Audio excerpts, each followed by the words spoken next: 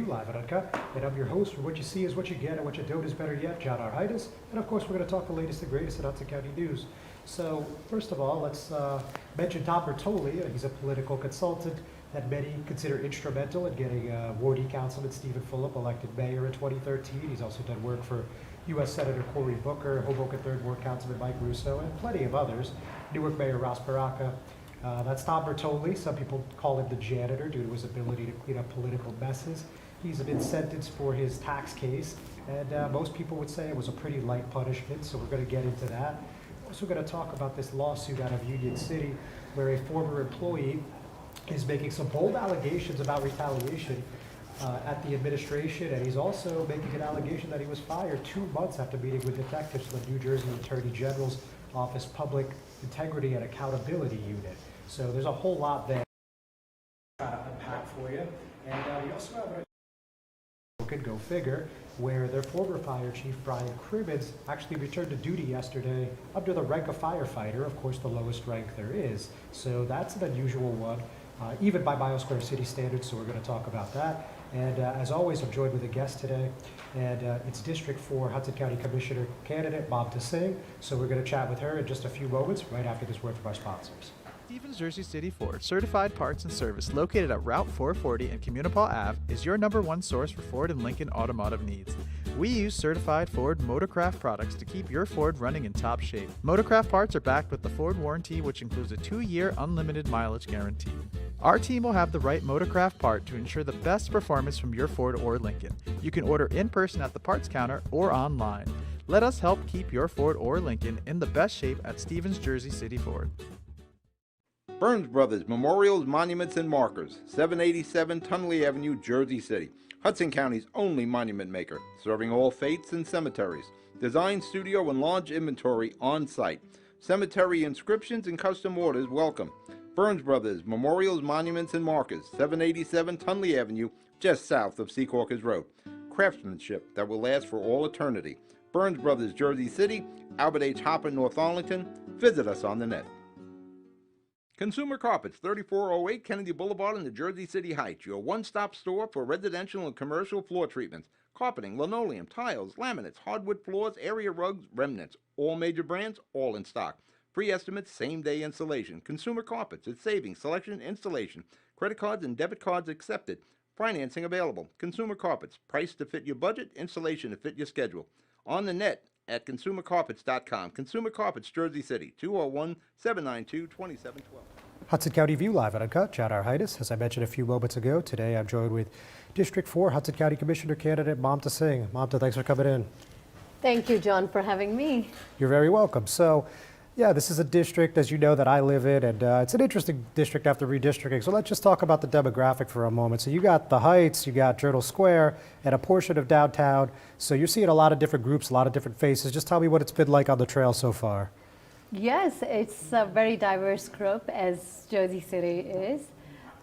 It's been great. I'm talking to people who speak Spanish, and I am learning Spanish, and I'm pretty comfortable with that. And I'm also talking a lot of people in downtown and Indian Square. So it's been interesting talking 3 languages right now, which has been great. All right, well, that's something that you don't see every day. Yeah. Now, when you're talking to potential voters and discussing your candidacy, like what are some other main concerns you're hearing? Of course, yeah. So as we all know, we have a couple of issues in Hudson County. First is unaffordability. It's getting so expensive, and it's like, I'll give you my example. I literally every single year I lose most of my friends because they cannot afford to live in Jersey City. They cannot afford to raise their families in Jersey City, so they end up moving. And the other one is public transportation.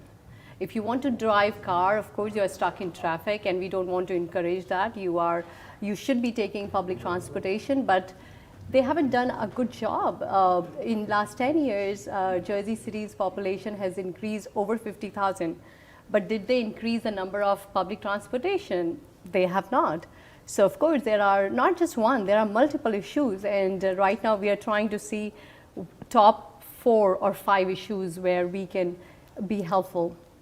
Well, there is VIA, but yeah, I mean, that can only do so much, obviously. But with that said, when we're talking about the issues of affordability and mass transit, what could you do on the county level, or what would you like to do on the county level if elected? Of course, yeah. So I have been talking to a lot of community leaders who are involved and trying to do good things in the city and on county level. For example, I was talking to Jimmy Lee yesterday about street safety, and we were talking about how is it possible on county roads to have a designated bus lane, how comfortable it will be. So, and we need to make a couple of changes in terms of hiring the right contractor, not contractor coming out from, from my family or elected officials' family. And the survey, we need to conduct surveys to find out what is the possibility on Hudson County roads. Can we have a bike lane? Can we have a designated bus lane? And parking is how much is the possibility? So figuring it out, all that has been great, and getting great support from these people. When we reach out to them, they are open, they are giving great ideas, and we are in the process of working how much is possible. And there is a possibility. I'm really positive. There will be so many positive changes. If people give us opportunity, we will make sure that we'll deliver. We are not going to be like other elected officials. They are so comfortable because there's no one to challenge them. They don't make efforts, unfortunately. And now we have a team of young people, and we are going to try so many good things in the county level. All right. So on the issue of street safety, so now, we've heard a lot about bike lanes, and we've also heard from some people that feel like you've mentioned environmentally friendly, a green campaign, and you've also mentioned that you want to do some diagonal parking, improve parking, and they're saying those things don't really go together. I mean, how would you respond to that? Absolutely. So as I said, right now we are in the process of talking to all these people who are invested in street safety or parking and all that. So we are in the process of finalizing what is the possibility. I do feel, these high-rise buildings provide parking to people. These luxurious buildings provide parking to the people living there. But not everybody in Hudson County can afford to live in those high-rise buildings. We need to figure out to make their life comfortable. If you have 2 infant kids or toddlers, you need to have a car. But then you don't need 3 cars, you don't need 2 cars. So of course there has to be a comfortable situation. A lot of things are in control of Hudson County, but some of them are not. So we need to work with municipal with that, about designated parking spots. How does it work? What can be changed? So people are not just having 2 or 3 cars just for the heck of having it. Change is possible, positive change is possible. We all have to work as a team. So yes, we are making collective efforts right now. All right, very good. Don't go anywhere, ladies and gentlemen. We're going to take a quick break. We'll be right back. Good Friend Self-Storage in North Bergen, New Jersey is a fully climate-controlled facility equipped with state-of-the-art security, packing supplies, a Refer Friend program, and multiple loading docks convenient for commercial use. Located just off of Route 3 at 4301 Tunnelly Avenue, Route 1 and 9. Call 201-867-2444 or visit us on the web today. Good Friend Self-Storage. Let us be your good friend. Panapinto Properties, Jersey City, shaping the workplace with state-of-the-art office spaces and addresses your company desires. Building residences that define your home environment, adjacent to all modes of transportation with on-site parking available. The right address, the right lease. Call 201-521-9000 or visit online at panapintodevelopment.com. Panapinto Properties, building Jersey City for everyone. Hudson County View Live Uncut. John Arhidis still here with District 4 Hudson County Commissioner candidate Mamta Singh. So now let's talk a little bit about why you're running. So obviously there's an incumbent that won a tight race with one of your current running mates 3 years ago. And, obviously you think it's time for a change. Why do you feel that way? Because nothing much is happening. There's no improvement. I have been knocking doors for last for over a month actually, and people are telling me, who is our county commissioner? People are talking about, and I'll give you an example. I was talking to a mom. She says, I have 2 young kids and people drive like crazy on these streets, and I'm always worried. So I reached out to the current county commissioner, never heard back from them. Was that Kennedy Boulevard? Yes, and the other day I was knocking doors at JFK, and you know, the way people were driving, I saw accident right there when I was knocking the doors, and I was talking to people there. There are some easy steps which we can take. If Hudson County has most deadliest county roads, why is that? Why are we not doing anything about it? Are we even trying to do anything? So how hard it is to create a speed bump, or how hard it is to have a speed sign or a stop sign? We cannot just sit and think, okay, something would happen. Who would going to do certain things or make changes?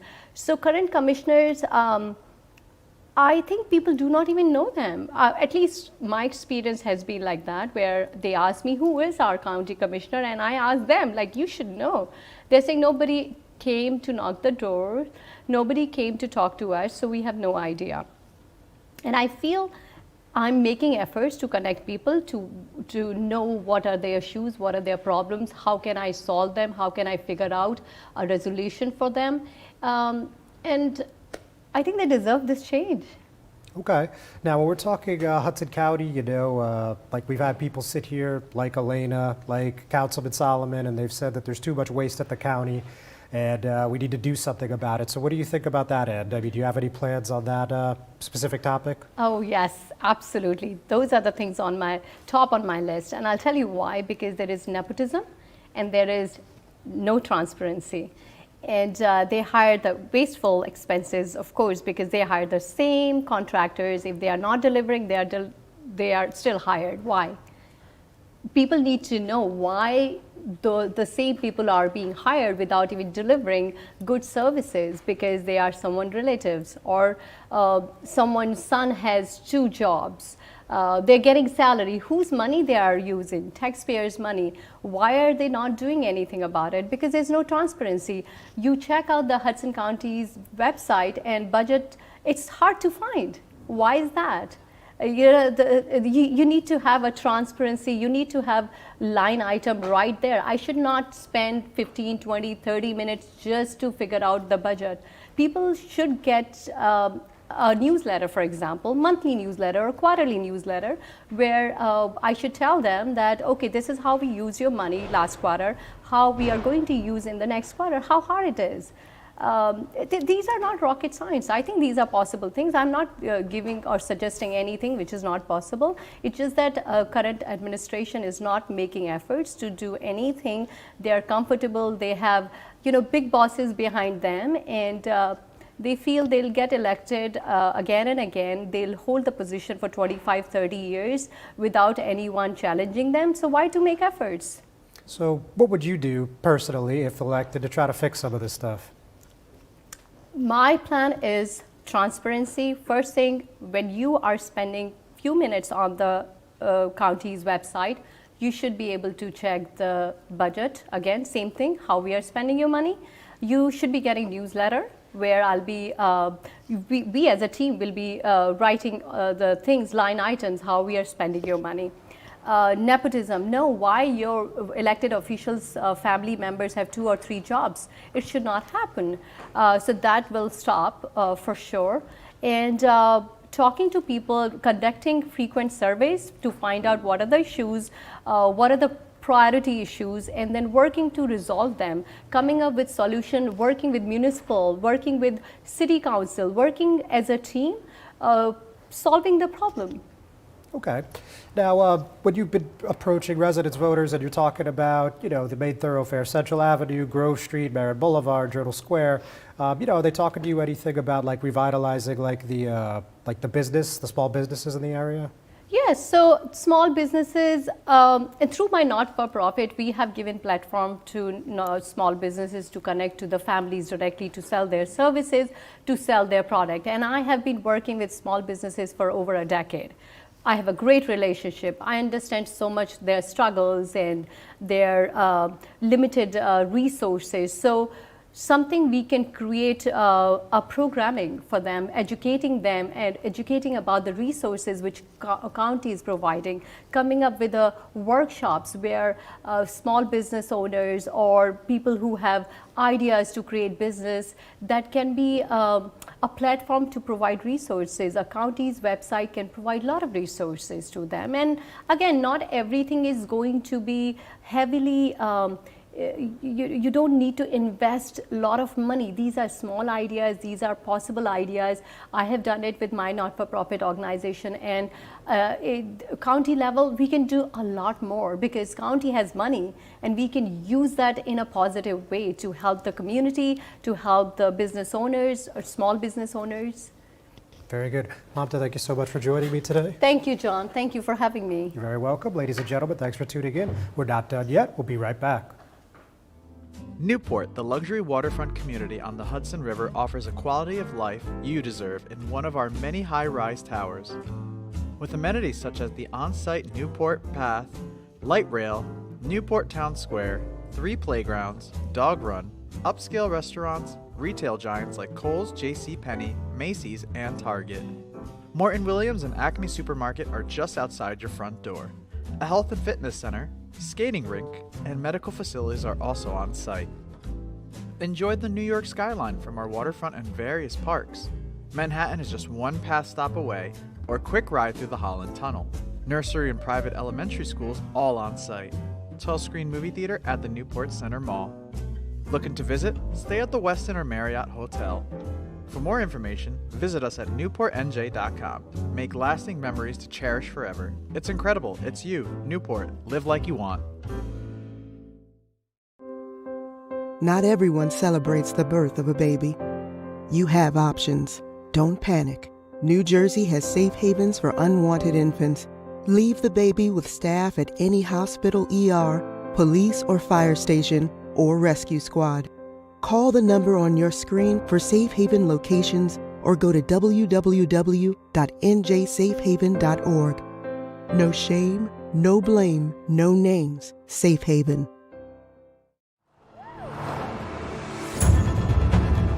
This thing rips! Oh, it is so quick.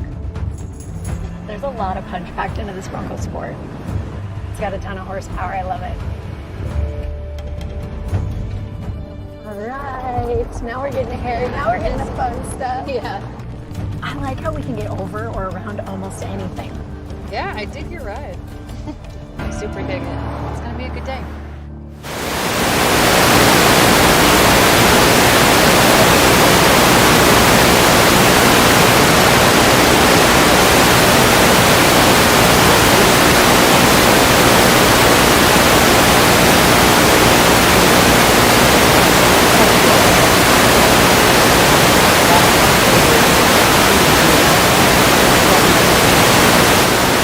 Laws. He initially faced 8 charges, I should say, from the U.S. Attorney's Office, and obviously that didn't amount to a whole heck of a lot. He pleaded guilty to one of the counts, and everyone was unsure where this was going. Obviously, October wasn't terribly recently, and we saw U.S. District Court Judge Brian Martinotti, and he came up with a sentence of 3 years probation and 1 year of house arrest. So, you know, obviously some people were not delighted with that. Others thought it was perfectly fair. You know, like most sentences, you got a lot of varying opinions there.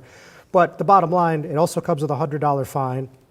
And the judgment that came out on this obviously says that while on probation, you know, Bertoli can't commit any other crimes. And, you know, they will excuse him from a mandatory drug testing program, but they are required to submit to drug tests if asked. And it's a 12-month house arrest, which they call a location monitoring program, and he must remain at his residence for work, religious services, medical substance abuse and/or mental health treatment. Anything else requires pre-approval from the U.S. Probation Office, who has required that he must get the full disclosure of his financial records. So if you guys forget, you know, there were some specifics around the numbers here.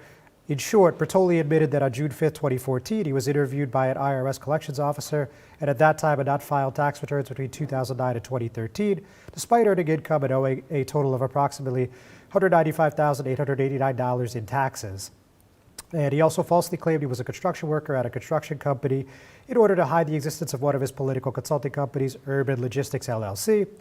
Additionally, he earned about $917,000 through Urban Logistics in 2015 and owed about $370,025 in taxes, which he did not pay in time. So, it looks like that's the end of this chapter. We first heard about this back in 2019, a report from Bloomberg that said Bertoli would likely face federal tax charges and was being pressured to give up information on Fulop and other public officials. However, safe to say that did work out. There's been no related indictments, and obviously this case is closed. So let's head over to the Mile Square City for a moment here. We've got a bunch of things to talk about with the fire department, as we have for probably the past 2 weeks now. And what's interesting is Brian Crimmins, who has been on administrative leave since May 18th, 2021, actually returned to work yesterday, but he didn't come back as chief or even battalion chief or captain. He came back as firefighter, Brian Crimmins, which I don't think too many people were expecting. And we don't really have a whole heck of a lot of clarity on what's going on here, as I mentioned at the top of the program. So there was a memo from Acting Fire Chief Anton Peskins that came out on Friday, and it said, "Be advised until further notice, firefighter Brian Crimmins will return to day staff commencing Monday, April 3rd, 2023, which, obviously is pretty unusual and also pretty vague. Now, I reached out for comment, and all I got back was that the city does not comment on personnel issues, which is, obviously not really cluing us in what's going on. But Crimmins has, again, been on leave 23 months approximately, just a hair under. And at the moment, he hasn't filed any tort claim, no lawsuit, but it looks like something's going on here in that realm. I mean, I don't think this is a case closed type of scenario like we just had with the Bertoli case. Obviously, this isn't a criminal matter, but I'm just saying there looks like a lot going on behind the scenes here. So, who knows how this is going to get resolved, but I imagine we're going to see this in court sooner than later. And, I was able to speak with Crimmins for a moment last night, and let me just tell you that he feels like this is all politics. And the reason that I say that is, let me just pull up the statement. Just give me 1 second here. And what he told me was the following. "I have an outstanding reputation for honest and intelligent leadership. My commitment to the Hoboken Fire Department is unparalleled. The city's charges against me are false and entirely political in nature. I look forward to setting the record straight in the near future." So obviously not a guy that sounds worried about his current predicament, even though it's not the most favorable one. So with that, let's talk about this potential merger between the Jersey City and Hoboken Fire Departments, as we did for a bit last week. Now, at the time that I was sitting here in this studio, what happened was that it didn't look like this was going anywhere. Like, Hoboken officials came out and they said that there was no plans to merge, and even if they were going to merge, there was an auto aid, mutual aid agreement that would have to be approved by both city councils, and then they would have to do that for a couple years to even consider a merger. And of course, to even get this in front of the councils, they would need some approvals from Trenton. Now, interestingly, Jersey City came back about 48 hours later and said, as a matter of fact, we are pursuing this. We've submitted paperwork to Trenton, and we're going to pursue this auto aid plan. So this is all, kind of happening out of the blue. I mean, we've heard about this about a year ago. Obviously, it didn't go anywhere, but now it appears that it's moving. Interestingly, though, and we'll have more on this later today, but the Hoboken City Council has indicated last night that there are no plans whatsoever for a merger. There's no conversations, and they're kind of just trying to get ahead of what's happening in Jersey City. So with that, we're going to take a break. We'll be right back. Growing up can be tough on kids. So much is going on in the world that can cause depression or anxiety. Unusual behavior for more than 6 months could mean they need help. Don't wait. For real-time mental health support and counseling, call New Jersey's Children's System of Care. CSOC offers free mental health supports, substance use treatment, and services for intellectual or developmental disabilities for all kids up to age 21. Call now, 1-877-652-7624. Introducing the all-new Ford Maverick. A truck for people who do stuff. And people who make stuff. People like Gabrielle Union. I make this look good, don't I? who haul whatever they want to wherever they want. Like wood to build things made of wood with, and friends to get weird with. It's for long trips that the standard hybrid engine with a targeted EPA estimated city fuel economy rating of 40 miles per gallon helps with. That an 8-inch touchscreen connects with. And any trip that this interior makes more comfortable. But we'll let Gabrielle tell you all about it. Or I could just tell them it's a Ford truck that starts at less than $20,000 MSRP. Yep, that works too. The all-new Ford Maverick, built to defy expectations.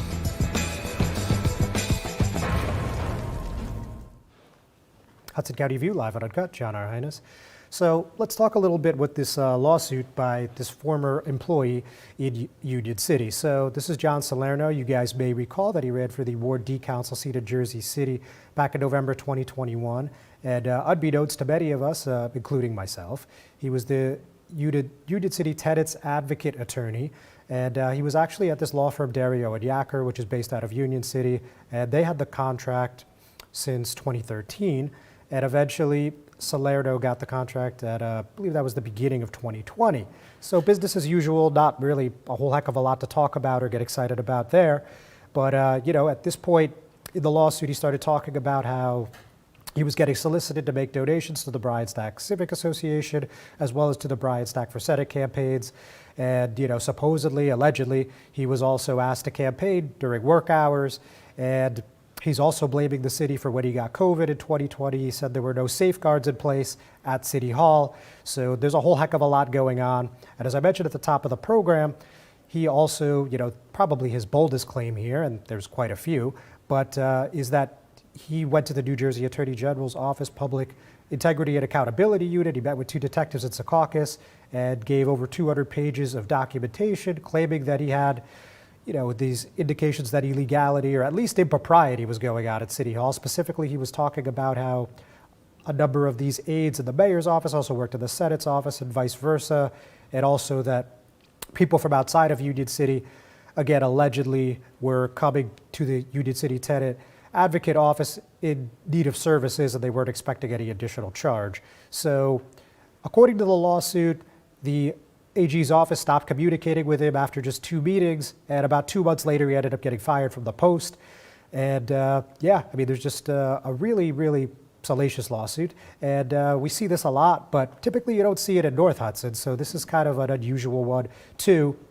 And we heard from the city and Ralph Lamparello, who is a partner at Chase & Lamparello with Secaucus, and they're actually the firm that is doing the tenant work in Salerno's absence. They have said quite clearly that they think that this will play out in court and that they think that this case is meritless. And so yeah, we're gonna see what happens with this one. Obviously, this is relatively fresh, only got filed about 2 weeks ago. So on a lighter note, more of a community note, there's a meeting tonight for Maritime Park. That's that contiguous park in Hoboken for Union Dry Dock. And that's going to be tonight, 6:30 p.m. at Hoboken High School. And, you know, we've talked a lot about this in the recent weeks. I mean, basically, Union Dry Dock is owned by New York Waterway. Now Hoboken owns it, and they're leasing that out and getting a nominal monthly fee from New York Waterway. And what they're trying to do is connect the entire waterfront. They've already hired a Manhattan-based contractor, that's Draster Architects, and they are already working on this, and that was a $1.17 million contract, not too shabby, and that's basically where we're at. So tonight, for the first time, we're going to get feedback from the community on this. What do people want to see? You know, whether, you know, playground equipment or, you know, maybe a dog run, things like that. So we're going to see what the community wants, and you can attend in person. Again, that's Hoboken High School. So finally, we're going to end on this. Now that we've talked a lot about these Portside Towers residents over in Jersey City, and there was actually a recent court decision that coincidentally was based out of Union City, and there was a action, or lack thereof, from the New Jersey Supreme Court that has them feeling really good heading into this rent leveling hearing. So what I'm talking about is the New Jersey Supreme Court denied the petition of certification in Willow Ridge Apartments versus Union City Rent Leveling Board. So what exactly does that mean? It means the denial upholds the appellate division's decision that essentially says no filing, no exemption. As you guys know, that has been the battle cry of sorts from the Portside Tenants Association groups that have been saying the rent was raised illegally. Those buildings, of course, as we've talked about extensively, owned by Equity Residential. And one of the leaders of this cause, Kevin Weller, said, in his opinion, in both cases, the landlord's inclusion of a rent control addendum claiming an exemption did not meet the notice requirement. Thus, there was no basis for the notice due to the lack of a valid exemption. Now, in this case, they're actually using the same attorney, Neil Barata, that Union City used, that he's committed to doing these 2 April hearings at a date to be announced. Tentatively could be the 14th or the 21st. We're going to keep you up to speed on that. And ladies and gentlemen, we're going to call it a week. Thanks so much for tuning in. Certainly have a happy Passover and a happy Easter.